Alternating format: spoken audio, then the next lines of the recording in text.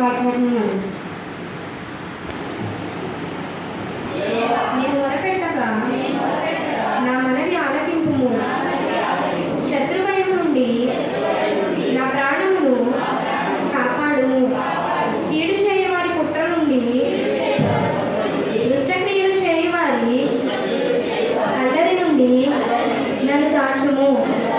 ఒకడు కత్తికి పదును పెట్టినట్లు వారు తమ నాలుకలకు పదును పెట్టుదురు. యథార్థవంతులను కొట్టవలెనని చాటైన స్థలములలో చేదు మాటలను బాణములుగా సంధించుదురు.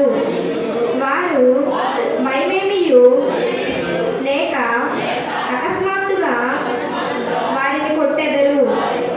వారు దురాలోచన దృఢపరచుకొందురు. చాటుగా ఉరిల నొట్టుటకు యోచించుకొనుచు మనలను ఎవరు చూచెదరని చెప్పుకొందురు. వారి దుష్టక్రియలను తెలుసుకొనుటకు ప్రయత్నింతురు. వెదకి వెదకి ఉపాయము సిద్ధపరచుకొందురు. ప్రతివాని హృదయాంతరంగము అగాధము. దేవుడు బాణముతో వారిని కొట్టును. వారు ఆకస్మికముగా గాయపరచబడెదరు. వారు కూలెదరు. వారు కూలుటకు వారి నాలుకే కారణము. వారిని చూచువారందరూ తల ఊచుదురు. మనుషులందరూ భయము కలిగి దేవుని కార్యములు తెలియచేయుదురు. ఆయన కార్యములు చక్కగా యోచించుకొందురు. నీతిమంతులు యెహోవాను బట్టి సంతోషించుచు ఆయన శరణు జొచ్చెదరు. యథార్థవంతులందరూ అతిశయిల్లుదురు.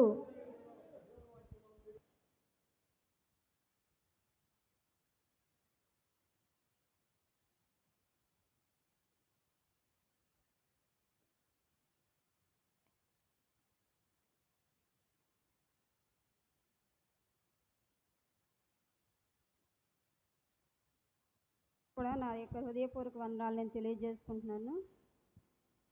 దేవుడి 64వ కీర్తనలో దేవుడు మనకి ఏం చెప్తున్నాడంటే, దేవా నేను మొరపెట్టగా నా మనవి ఆలకింపుము. శత్రు భయమును నా ప్రాణమును కాపాడము. కీడు చీవరి కుట్ర నుండి దుష్టక్రియలు చేయవరి అలరు నన్ను దాచుము. ఈ 64వ కీర్తన దావీదు కీర్తన. దావీదు ఎందుకు చెప్తున్నాడంటే, అతనికి శత్రు భయం అనేది ఉన్నది. ఎందుకంటే సౌలు దగ్గర నుంచి అతనికి భయం అనేది ఉన్నది కనుక దావీదు ఇక్కడ ప్రార్థన చేస్తున్నాడు. 1 నుంచి 6 వచనాలు మనకి శత్రువు నుండి విడుదల కోసం ప్రార్థన చేశాడు దావీదు. అదే 7 నుంచి 10 వచనాలు చూసుకున్నట్లయితే జవాబు ఇస్తాడు వీటి కోసం నా దేవుడు అనే ప్రార్థన అక్కడ చేశాడు. 1 నుంచి 6 శత్రు భయం నుండి ఎందుకు ప్రార్థన చేశాడు? శత్రు భయం నుంచి అని మనం చూసుకున్నట్లయితే, దేవా నా మొర నువ్వు ఆలకించు. శత్రువులు నా కీడు పని ఉన్నారు, ఆ కీడు నుంచి నన్ను తప్పించని దావీదు ఇక్కడ ప్రార్థన అనేది చేస్తున్నాడు. దానికి మనం చూసుకున్నట్లయితే కీర్తన 57వ కీర్తన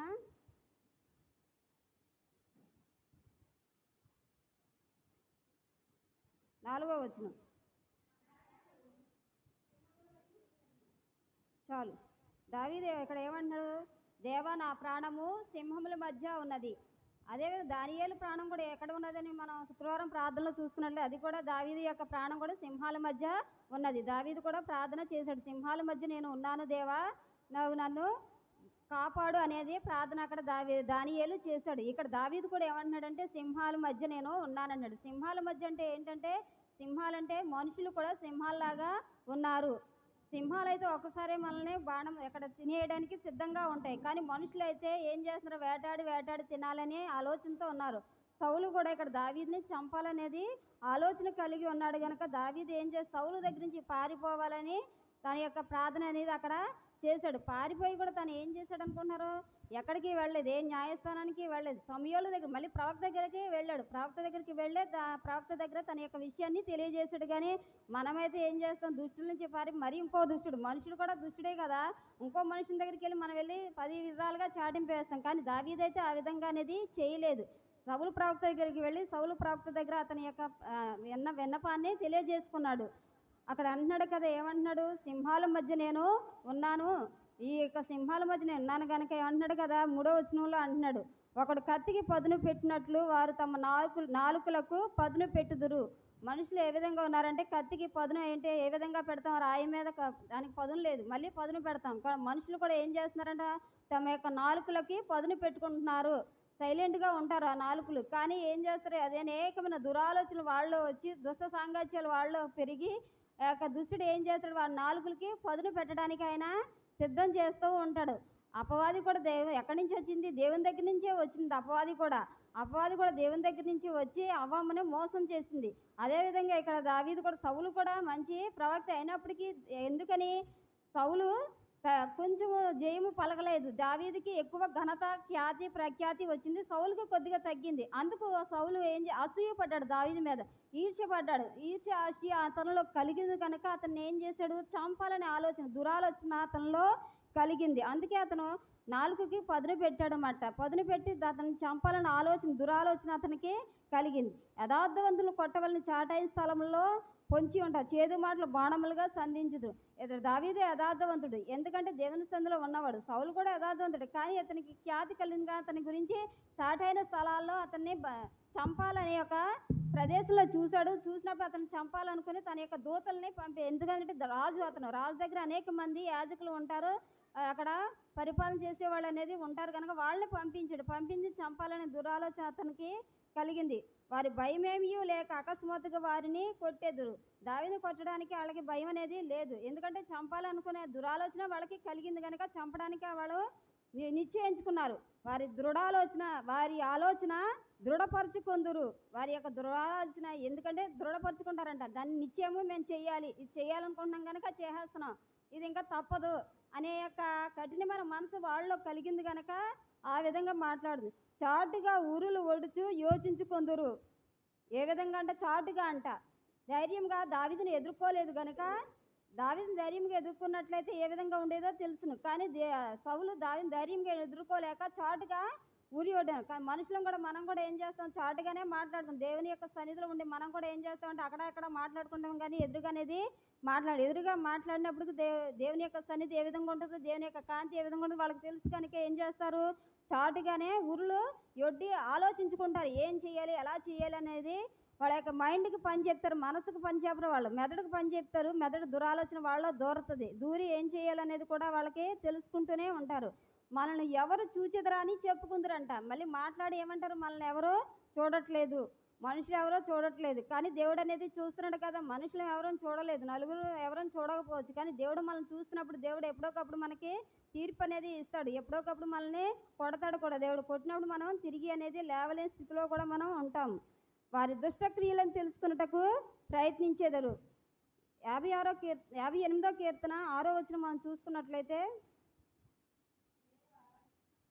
చదవమ్మా.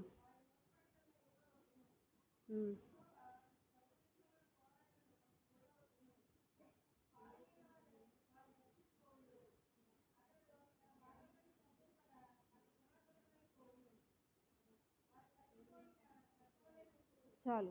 దేవా, వారి నోటి పండ్లను విరగగొట్టుము, వారు కొదమ సింహముల కూరలను ఓడగొట్టుము అన్నాడు. యెహోవాకి దావీదే ప్రార్థన చేసినాడు. వాళ్ళ యొక్క నోరు కొదమ సింహాల్లాగా ఉన్నాయి. కొదమ సింహాల కూరలు ఏ విధంగా ఉంటున్నాయో వాళ్ళ యొక్క నోరు, వాళ్ళ యొక్క నాలుక, వారి యొక్క పళ్ళు ఆ విధంగా ఉన్నాయి కనుక వారి నోటి పండ్లను విరగొట్టుము. ఎందుకంటే చాటైన స్థలంలో వారి ఉరి ఒడ్డి ఉంటారు, వారి నాలుకలకు పదును పెట్టి ఉంటారు కనుక వారి నోటి మాటలను విరగొట్టుము, కొదమ సింహల కూరలను ఓడగొట్టుము. వారు పారు నీళ్ల వలె గతించిపోదురు. నీళ్ళు ఒక చోట నిలవ ఉంటాయా, ఉండవు కదా, నిలవ పెడితేనే ఉంటాయి, కానీ అవి వెళ్ళిపోయినట్లయితే వెళ్ళిపోతాయి. అదేవిధంగా మన దుష్టులు కూడా ఏ విధంగా ఉంటారు, పారు నీళ్ల వలె ఉంటారు అంటున్నాడు. వారు కరిగిపోయిన నత్త వలె ఉందురు అంటున్నారు. దుష్టులు ఏ విధంగా ఉంటారంటే కరిగిపోయిన నత్త వలె ఉంటారు. కరిగిపోయిన నత్త అంటే, నత్తకి మనకు సముద్రం ఒట్టికి ఎట్లకి వెళ్ళినప్పుడు నత్తలు ఏ విధంగా దొరుకుతాయి, మాంసంతో దొరుకుతాయి. బయట నత్తలు ఎలా దొరుకుతాయి, గొల్లలే కాదు మనకు దొరికింది. అవి కరిగిపోవడం, వాటి యొక్క మాంసం కరిగిపోవడం మనకు తెలుస్తుందంటారా, తెలీదు. కానీ ఏ విధంగా కరిగిపోతాయి, కానీ గొల్లలు మాత్రం మనకి దొరుకుతాయి. అదేవిధంగా మనుషుల యొక్క దురాలోచనలు కూడా ఏ విధంగా కరిగిపోతాయి అనేది తెలియదు. మనుషులు నిండుగా మనం కనపడతాం, కానీ మన యొక్క దురాలోచనలు ఏ విధంగా ఉంటాయంటే, మన యొక్క ఆలోచన దుష్ట సాంగత్యం మంచి నడవడిని చెరుపునన్నట్టుగా మన మన యొక్క ఆలోచనలన్నీ కూడా కీడును తలపెట్టే ఆలోచనలే ఉంటాయి. ప్రతి కీడు చెయ్యాలి, లేకపోతే కీడు అనేది మనం దేవుని సన్నిధిలో ఉండి కూడా మనం ఏం చేస్తాం, మంచి ఆలోచన అనేది ఉండదు. అప్పటి వరకు ఉన్న ఆలోచన ఉండదు. సౌలు కూడా అప్పటి వరకు మంచిగానే ఉండదు దావీదుతో. కానీ దావీదుకి ఎప్పుడైతే విజయం కలిగిందో అప్పుడే సౌలుకు కూడా దురాలోచన అనేది కలిగింది. కనుక ఆయన ఏం చేశాడు, దేవుని సన్నిధికి ప్రార్థన చేయడానికి దావీదు వెళ్ళాడు. నత్త వలె వారు కరిగిపోదురు. నత్త కూడా ఏ విధంగా కరిగిపోదు, గొల్లే మనకు కనబడుతుంది అక్కడ. నత్త ఉంటుందా, మాంసం అనేది ఉండదు. గొల్లలు బాగా దొరుకుతాయి. ఆ గొల్ల ఏ విధంగా మాంసం కరిగిందో మనకి తెలియదు. దుష్టులు కూడా అలాగనే ఏ విధంగా కరిగిపోతారో తెలియదు, ఏ విధంగా నాశనం అవుతారో అనేది మనకి తెలియదు కనుక దావీదు అంటున్నాడు, నత్త వలె వారు కరిగిపోతారు. ఏ విధంగా కరిగిపోతారు అన్నది తెలియదు దేవునికి. ఏ విధంగా అనేది కూడా జరగవచ్చు, ఏ విధంగా నాశనం అనేది మనకి కలుగుతుంది అనేది తెలియదు, దేవుడికి తెలుసు కనుక నత్తవలే ముందుగానే రాశాడు. నత్తవలే కరిగిపోతారు. నత్త గొలవలు దొరికితే అట్లా తెచ్చుకుంటాం, దాచుకుంటాం. కానీ అందులో మాంసం ఏమైంది మనకి తెలియదు. మనుషుల యొక్క ఎముకలు కూడా అలాగే ఉంటాయి అంటున్నాడు. మనుషులు ఎక్కడ చనిపోతారో కూడా తెలియదు. ఏ విధంగా ఒక్కోసారి శవం దొరుకుతాయి, దొరకపోద్దు కూడా. కానీ వాటి యొక్క అస్థిపంజరాలు ఇప్పటికీ కూడా ల్యాబ్లో ఉంటాయి. కొన్ని ల్యాబ్ల్లో చూసుకున్నట్లు అస్థిపంజరాలు నిలవేసి ఉంటాయి, లేదా చూడడానికి పిల్లలు స్టూడెంట్స్ చూపించడానికి అవి ఉంచుతారు. అదేవిధంగా నత్తగొర్రెలు కూడా మనకి దొరుకుతున్నాయి, తెచ్చుకున్న షో కేసులు వాటిని పెట్టుకుని. ఆ విధంగానే దుష్టులు ఉంటారు అనేది ఇక్కడ దావీదు మనకి సెలవిస్తున్నాడు అంట. అదే మనం 6వ వచనం, దుష్టక్రియలు తెలుసుకునే ప్రయత్నించుదురు. దుష్టక్రియలను తెలుసుకుంటానికి ప్రయత్నం అనేది చేస్తూ వెతికి ఉపాయమును సిద్ధపరచుకుందరు. ఉపాయం ఏ విధంగా కావాలి, మన యొక్క రక్షణ ఏ విధంగా, మనల్ని ఏ విధంగా తప్పించుకోవాలి, ఏ విధంగా మాటలు చెప్తే ఎదుటివారు వింటారు, వెతికి ఏ విధంగా చెప్పాలో ఆలోచన కలిగి వెతికి ఉపాయాన్ని వాళ్ళు ఏం చేస్తారంటే తయారు చేసుకుంటారు. ఏ విధంగా చెప్తే ఎదుటి వ్యక్తులు వింటారు, ఏ విధంగా చెప్తే ఎదుటి వ్యక్తులకు మనం నచ్చుతాము. అదే కదా, మనం ఒకరికి నచ్చాలంటే మన మాటలు కూడా నచ్చాలి. మన మాటలు నచ్చాలంటే ఏ విధంగా ఉండాలి, అవి ఉప్పు వేసినట్లు రుచిగా ఉండాలి. ఉప్పు వేసినట్లు రుచిగా ఉండాలనుకున్నప్పుడు మనం ఏం చేస్తాం, వెతికి ఏ విధంగా చెప్తే వింటారు. మన యొక్క మాటలు కూడా తేనె వలె మధురంగా ఉంటాయి అన్నాడు. కానీ కత్తికి తేనె పూసినప్పుడు ఏమవుతుంది, తేనె తీయగా ఉంటుంది, కానీ లోన ఏముంటుంది, పదును అనేది ఉంటుంది కదా. అదేవిధంగా మన మాటలో తేనె పూసిన కత్తి వలె ఉంటాయి అనేది ఇక్కడ సామెతల్లో ఉన్నది. అదే అంటున్నాడు కదా, వెతికి ఉపాయాన్ని సిద్ధపరచుకుందరు. ప్రతివాని హృదయాంతరంగము అగాధము అన్నాడు. ఇర్మియా అంటున్నాడు కదా, హృదయము అన్నిటికంటే మోసకరమది, ఘోరమైన వ్యాధి కలది. హృదయాంతరంగము అగాధము. ఎంత హృదయానికి మనకి పైన మాటలు చెప్పినప్పుడు కూడా లోన ఏముంటుంది, చాలా అగాధం అనేది ఉంటుంది. ఏమున్నదో మనకు తెలియదు. పైకి మనం మాట్లాడచ్చు, హాయ్ ఎలా ఉన్నావు, బాగున్నావా అనొచ్చు. కానీ ఇది మనం బయటికి కొంచెం ఎదరికెళ్ళడికి దీంతో మనం మాట్లాడలేము, చేయలేము ఆలా అని మనం హృదయంలో ఆలోచన అనేది పైకి మంచిగానే అందుకనే హృదయాంతరంగము అగాధము అన్నాడు. అందుకే ఇర్మియా కూడా ఏమంటున్నాడు, హృదయం అన్నిటికంటే మోసకరమైనది అనేది, అది ఘోరమైన వ్యాధి కలదని కూడా ఇర్మియా అంటున్నాడు. దేవుడు బాణముతో వారిని కొట్టును. బాణముతో దేవుడు అంటే మనల్ని కొట్టడాడు. ఎందుకని, మన హృదయము మోసకరమైనది, మన యొక్క ఆలోచనలు దురాలోచనలు. అందుకే మన దేవుడు బాణంతో కొడతానికైనా సిద్ధంగా ఉన్నాడు. కానీ ఆ బాణాన్ని మనం బరాయించడానికైనా సిద్ధంగా ఉంటాం. కానీ దేవా, నేను ఈ విధంగా ఉన్నాను, ఈ దేవుని సన్నిధిలో నేను ఒప్పుకుంటాను, పశ్చాత్తాపడతానని మనకి యొక్క హృదయ ఆలోచన అనేది మనకి రాదు. అందుకే అంటాడు, శత్రు భయం నుండి విడుదల కోసం 1-6 వరకు ప్రార్థన చేశాడు. అదే వచనంలో జవాబు, వీటి కోసం నేను ప్రార్థన చేశాను, దేవుడు నాకు తప్పగా జవాబు ఇస్తాడు, వాటి కోసం నేను ఆశపడుతున్నానని ఇక్కడ దావీదు కీర్తనలో దావీదు తెలియజేస్తున్నాడు. నువ్వు నేను కూడా ఏ విధంగా ఉన్నావు దేవుని సన్నిధిలో మనం పరీక్షించుకోవాలి. మనమే పరిశీలన మన యొక్క హృదయాంతరంగాన్ని మనమే పరిశీలన చేసుకున్నట్లయితే ఎవరి యొక్క తీర్పు మనకి అవసరం. తీర్పు తీర్చేవాడు దేవుడే. మనం తీర్పు తీర్చుకున్నట్లయితే మనం అగాధంలోనికి వెళ్ళాలి. దేవుడు తీర్పు తీర్చినప్పుడు ఆ యొక్క తీర్పు వేరే విధంగా ఉంటుంది. ఆ తీర్పు నిత్య జీవానికి మనం వెళ్ళాలి అనుకున్నప్పుడు, దేవుని యొక్క చిత్తంలో మనం ఉండాలనుకున్నప్పుడు దావీదు ఏ విధంగా ప్రార్థన చేశాడో అదేవిధంగా మనం కూడా ప్రార్థన చేస్తే తప్పగా దేవుడు జవాబు ఇచ్చే దేవుడు. సౌలు నుంచి విడుదల కోసం ఆయన ప్రార్థన చేసినప్పుడు విడుదల అతనికి దొరికింది. కానీ సౌలే అక్కడ దావీదే విజయాన్ని పొందాడు. ఖ్యాతి కోసం ఆయన ఉన్నాడు కనుక, దేవుని సన్నిధిలో నిలబడ్డాడు కనుక ఆయన యొక్క ప్రార్థన దేవుడు ఆలకించాడు. ఈ యొక్క ప్రార్థన, నా యొక్క ప్రార్థన దేవుడు ఆలకించాలని ఈ యొక్క మధ్యకాలంలో హెచ్చరిక చేస్తుంది. దేవుడి యొక్క హెచ్చరికను దీవించును గాక. ఆమేన్.